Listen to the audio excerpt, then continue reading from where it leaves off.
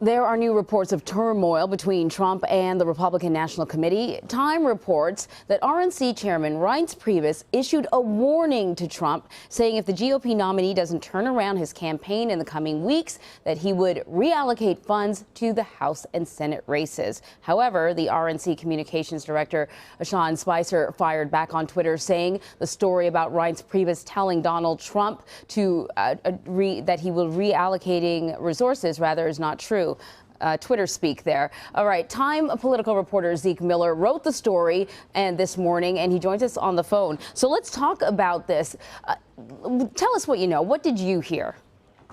Good morning. Thanks for having me. What we're reporting is that in a series of phone conversations last week, in the midst of sort of the peak of the turmoil in the Donald Trump campaign, RNC Chairman Reince Priebus told Donald Trump and presented him with the range of options available to his campaign, one of which was if he does not turn around his campaign, the Republican National Committee will face sort of the very real challenge of deciding whether or not to save the Senate or to continue backing Donald Trump, and that that this is the Republican Party, not the Trump Party, and that they would make if they had to make a tough decision, they would do that. That's what our story says. That's not exactly what the RNC is denying. They're denying something that we're not reporting that this decision has been made or that it was a threat or anything like that. It was a presentation of options, a warning that if he did not turn around his campaign, that there would potentially be consequences, and that's what the consequences would be.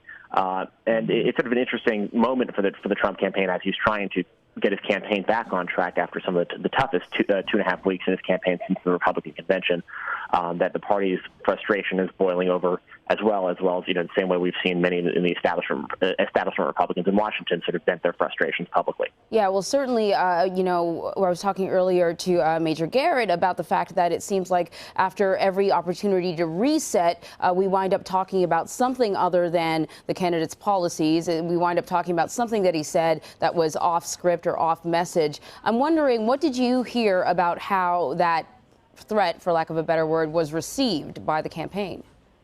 Donald Trump spoke to us. We spoke to him on Tuesday.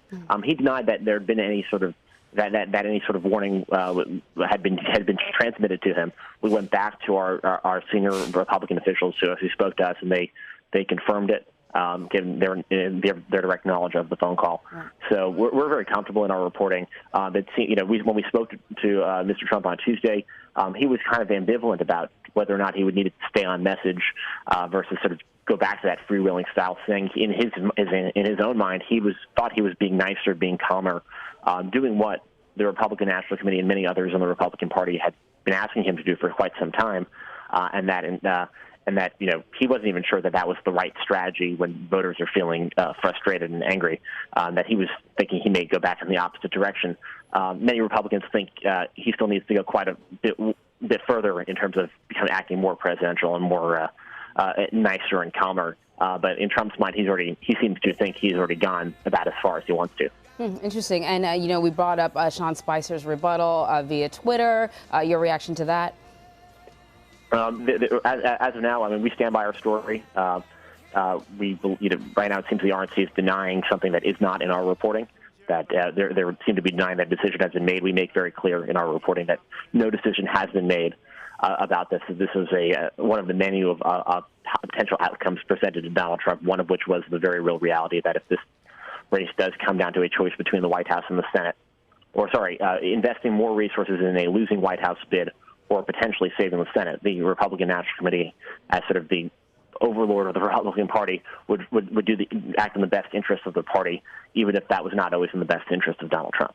All right, Zeke Miller, thank you so much for joining us. Thanks for having me.